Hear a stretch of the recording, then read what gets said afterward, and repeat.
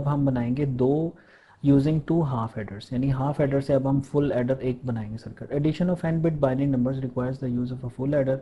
A full adder is a combinational circuit that forms the arithmetic sum of the three bits. It consist of three inputs and two outputs. A full adder can be made by combining two half adders with an or gate. तो इसका जो है truth table जो है, ये सारी चीज़ें हम पहले डिस्कस कर चुके हैं।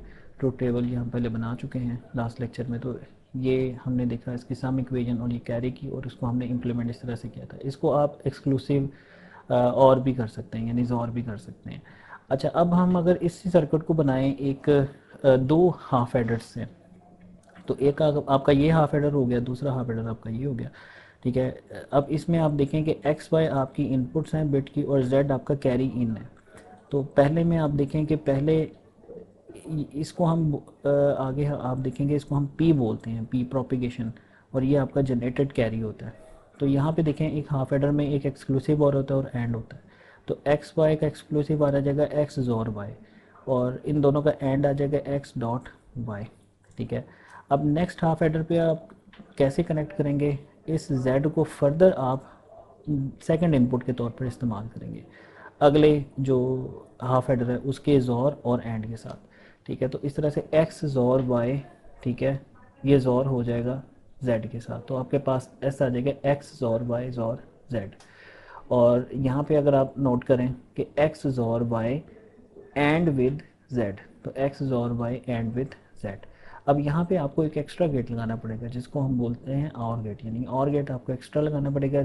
और इसके साथ आपको किस चीज़ को और करना है, आपको पिछले कैरी के साथ, जो पिछले स्टेज पे जो कैरी जनरेट हुआ है उसके साथ आपको इसको और करना पड़ेगा। तो ये आपका बन जाएगा X XOR Y dot Z plus X Y, ठीक है। अब ये एक फुल एडर का सर्किट है। अब आप इसको कैसे वेरीफाई करेंगे कि ये एक फुल एडर का सर्किट है, तो ये देखें S is equal to Z XOR X XOR Y, यहाँ सम तो वेरीफाई हो जाता है कि सम जो है बिल्कुल ठीक आ रहा है।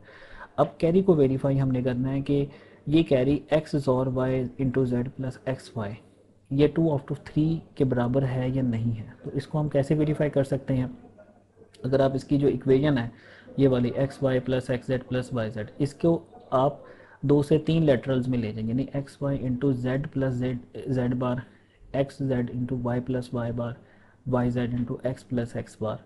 तो इसको अगर आप तीन लेटरल्स में लेके जाके सॉल्व करें तो ये यही इक्वेशन बन जाएगी एग्जैक्टली। तो इससे ये वेरीफाई हो गया कि आपका जो कैरी है it is the same as this expression, ठीक है। ये आप रजिस्टर पे खुद कर भी सकते हैं इसको, ये टास्क जो है मैं आपके ज़िम्मे लगाता हूँ कि आप इसको वेरीफाई करें। बहुत आसान है, 2 स्टेप्स में ये वेरीफाई हो जाएगा। तो आप एक फुल एडर को, you can make a full adder using 2 half aiders, ठीक है।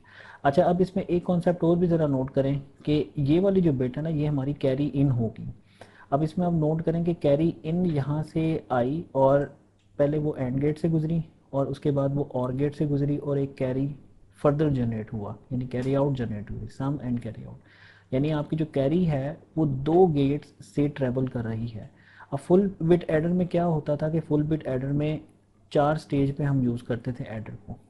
तो पहली स्टेज का जो कैरी आउट होता था वो नेक्स्ट स्टेज का कैरी इन बनता था, ठीक है। तो इस तरह से आपकी अगर 4 बिट का फुल एडर है तो आपका कैरी जो है वो 2 टाइम्स इंटू 4 यानी 8 गेट्स से पास करेगा, ठीक है। यानी आपका जो रिपल कैरी एडर है उसमें कैरी आपका जो है वो 8 गेट्स से पास करेगा, 4 बिट रिपल कैरी एडर।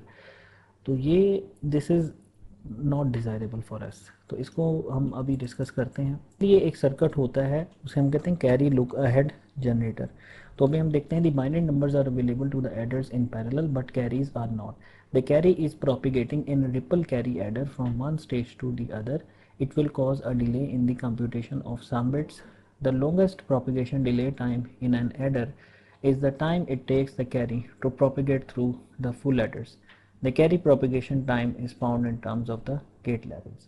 तो ये देखें ये वही सर्किट है जो अभी हमने देख रहे थे। The number of gate levels for the carry propagation can be found from the circuit of the full adder, ठीक है। ये दो हाफ एडर से आपने फुल एडर बनाया हुआ है, और इसमें आप देखेंगे पी आई है, ठीक है, दैट इज़ एक्स एज और बी, ठीक है। और जी आई क्या होगा, ए आई बी आई। और इसमें ये वाला जो सम होगा दैट इज़ पीज और विद सी आई, जो कि पी आई क्या है, एज और बी, तो ये बन जाएगा आपका एज और बीज और सीज और आपका सी आई क्या बन जाएगा, सी आई आपका बन जाएगा P I dot with P I dot with your this, sorry ये आपका बन जाएगा पी, हाँ P I dot with this C I, और पी आई सी आई और with your G I it gives your C I plus one, यानी C I plus one क्या है, carry of the next stage, अगली stage का जो carry है, that is P I C I plus ji I. ये और gate आपको इसमें लगाना पड़ेगा extra. The signal from the input carry C I to the output carry Ci plus 1 propagates through an AND gate and an OR gate which constitute two level gates, यानी ये दो level के gate से गुजर रहा है, इसको two level gate बोलेंगे हम। If there are four full adders in the adder, the output carry C4 would have 2 into 4 equal to 8 gate levels from C0 to C4. So for an n bit adder there are 2n gate levels for the carry to propagate from input to output, यानी अगर आपके जो है n bit का adder होगा तो 2n जो है आपके गेट लेवल्स होंगे।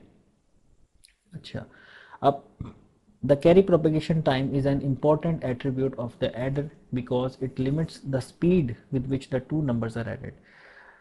तो इसमें ये जो कैरी का इतना प्रोपेगेशन होगा 8 गेट्स की वजह से, तो इसमें डिले बहुत ज़्यादा आ जाएगा, यानी कैरी इन, यानी आपके नंबर्स तो ऐड हो जाएंगे, यानी A0 B0 ऐड हो जाएंगे, लेकिन अगर आप देखें कि अगर आपका कैरी ट्रेवल कर रहा है तो आपका वो डिले बहुत ज़्यादा बढ़ जाएगा। Since all other arithmetic operations are implemented by the successive additions, the time consumed during the addition process is critical. An obvious solution for reducing the carry propagation delay time is to employ faster gates with reduced delays। यानी आप इसमें एक obvious solution आप भी कह सकते हैं जी, gate ऐसे लगा दें जो ज़रा तेज़ी से प्रोसेस कर दें ताकि आपका ये टाइम कम हो, लेकिन ऐसा पॉसिबल नहीं होता। Physical circuits have a limit to their capability, so another solution is to increase the complexity of the equipment in such a way that the carry delay time is reduced. The most widely used technique employs the principle of carry look ahead logic।